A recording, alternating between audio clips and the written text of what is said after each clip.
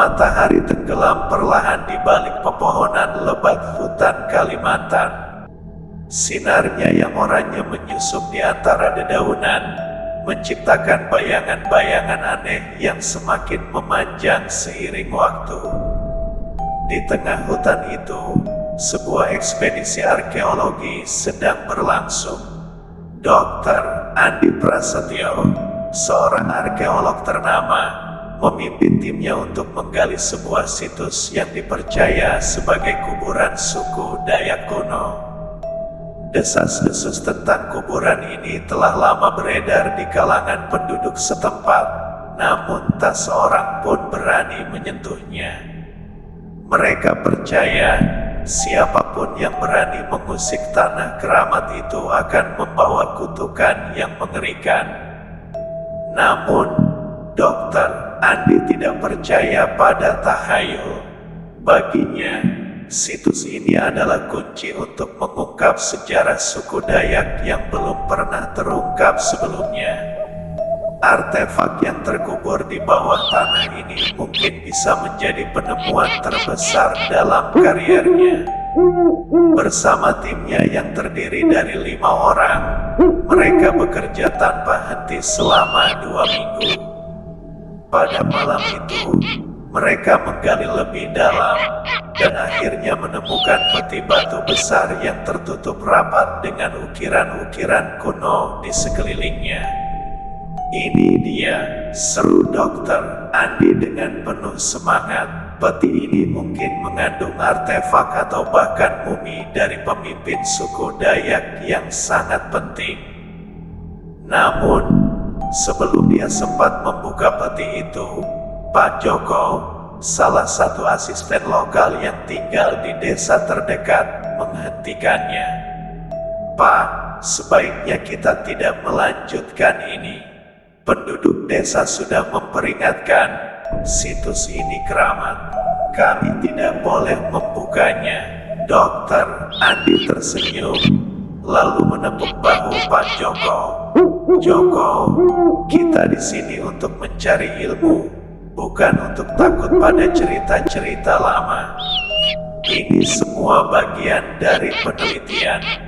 Jangan khawatir, semuanya akan baik-baik saja."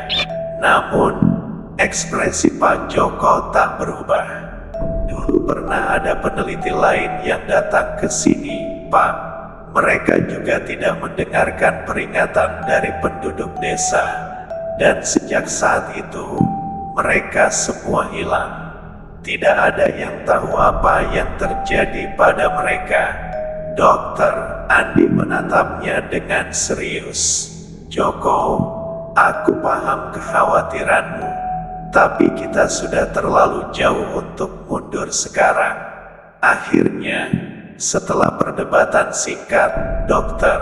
Andi memutuskan untuk tetap melanjutkan. Dengan hati-hati, mereka membuka peti batu itu. Di dalamnya, terdapat tengkorak yang dihiasi dengan mahkota emas dan perhiasan mewah.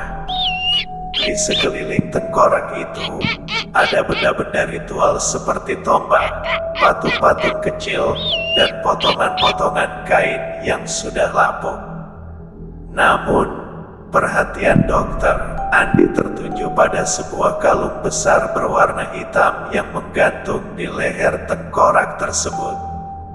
Kalung itu memiliki liontin berbentuk tengkorak kecil yang tampak aneh dan menakutkan.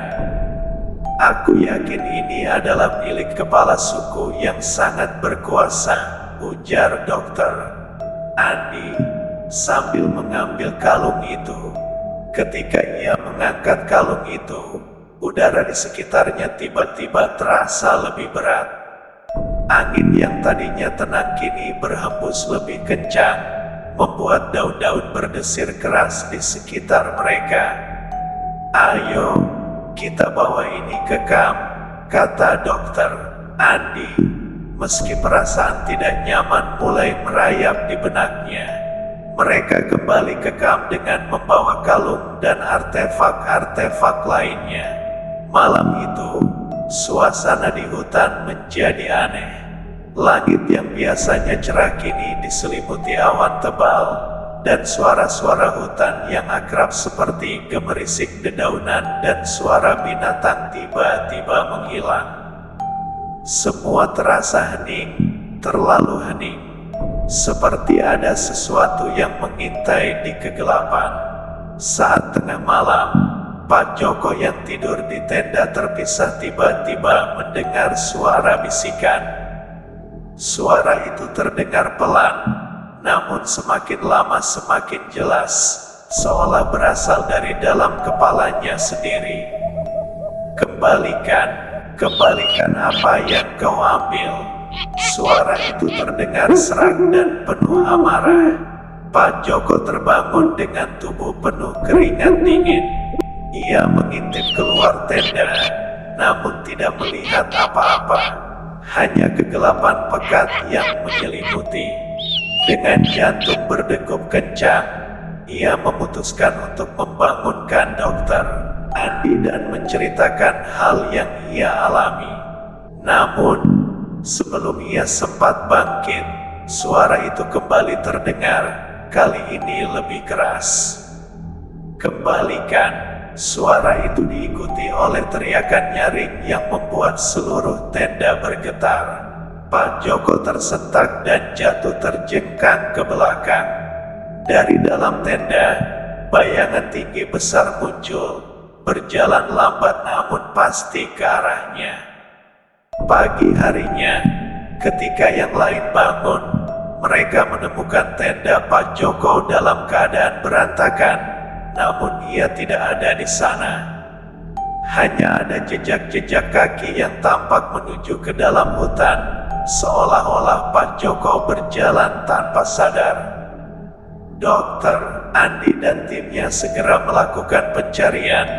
Namun setelah beberapa jam, Pak Joko tak juga ditemukan. Kita harus berhenti, Pak, kata Siti, salah satu anggota tim yang mulai ketakutan. Ini semua salah kita. Kita tidak seharusnya mengambil artefak itu. Dokter Andi mulai merasa tidak nyaman. Hilangnya Pak Joko benar-benar mengganggu pikirannya. Tapi, ia tetap berusaha tenang. Kita akan mencarinya lebih dalam. Mungkin dia hanya tersesat.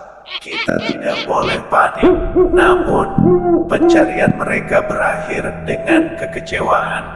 Hari semakin sore, dan jejak Pak Joko menghilang begitu saja di tengah hutan. Ketika malam tiba, suasana di kamp kembali mencekam. Suara-suara aneh terdengar dari dalam hutan, suara-suara gemerisik, bisikan, dan terkadang jeritan samar yang membuat bulu kuduk berdiri. Malam itu, Dokter Andi bermimpi aneh. Dalam mimpinya, ia berada di tengah hutan yang gelap, dikelilingi oleh bayangan-bayangan manusia yang menatapnya dengan mata kosong.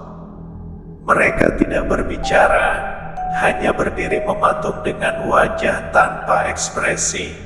Di antara bayangan-bayangan itu, ada seorang pria tua dengan jubah tradisional suku Dayak yang memegang tongkat.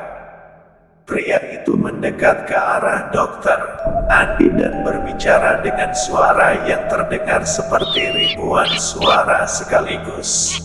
Kau telah melanggar aturan, kembalikan apa yang bukan milikmu, atau kutukan ini akan menghancurkanmu. Dokter Andi terbangun dengan napas tersengal-sengal. Keringat dingin membasahi wajahnya. Ia melihat sekeliling tenda, memastikan bahwa semuanya masih baik-baik saja. Namun, di dalam hatinya, ia mulai merasa takut. Apakah yang dikatakan pria tua dalam mimpinya itu benar? Saat pagi tiba, satu anggota tim lainnya, Yudi, ditemukan tergeletak di dekat perbatasan hutan dengan tubuh kaku dan wajah pucat. Tidak ada tanda-tanda kekerasan fisik, namun matanya terbuka lebar seolah-olah ia melihat sesuatu yang mengerikan sebelum mati. Kematian Yudi membuat tim semakin panik. Siti dan dua anggota lainnya mendesak Dokter Andi untuk menghentikan ekspedisi dan segera pergi. Namun, Dokter Andi yang kini terjebak antara rasa takut dan ambisi untuk menyelesaikan penelitiannya, tetap bersikeras bahwa mereka harus bertahan. "Ini hanya kebetulan," kata Dokter Andi, meskipun suara hatinya mengatakan sebaliknya. "Kita akan menyelesaikan ini besok, dan setelah itu kita bisa pulang." Namun, malam itu, bencana besar terjadi. Satu persatu, anggota tim mulai hilang atau mati secara misterius. Siti mendengar bisikan dari dalam tenda, sama seperti yang dialami Pak Joko, dan ketika Dokter Andi terbangun, ia menemukan tenda Siti kosong. Jejak kakinya kembali mengarah ke hutan. Namun kali ini, Dokter Andi tidak berani mengikuti jejak itu. Kini hanya tinggal Dokter Andi seorang diri. Dalam keadaan putus asa, ia memutuskan untuk mengembalikan kalung yang ia ambil. Dengan tergesa-gesa, ia berlari menuju kuburan tempat ia menemukan peti batu itu. Namun, sesampainya di sana, hutan tampak berbeda. Tempat yang tadinya ia kenal kini dipenuhi oleh bayangan-bayangan yang bergerak di antara pepohonan. Teriakan dan bisikan semakin keras, membuatnya merasa seolah-olah ia tidak sedang sendirian. Saat ia hendak meletakkan kalung itu kembali ke dalam peti, sebuah sosok tinggi besar muncul di hadapannya. Pria tua yang muncul dalam mimpinya kini berdiri nyata di depannya, menatap dengan mata merah menyala.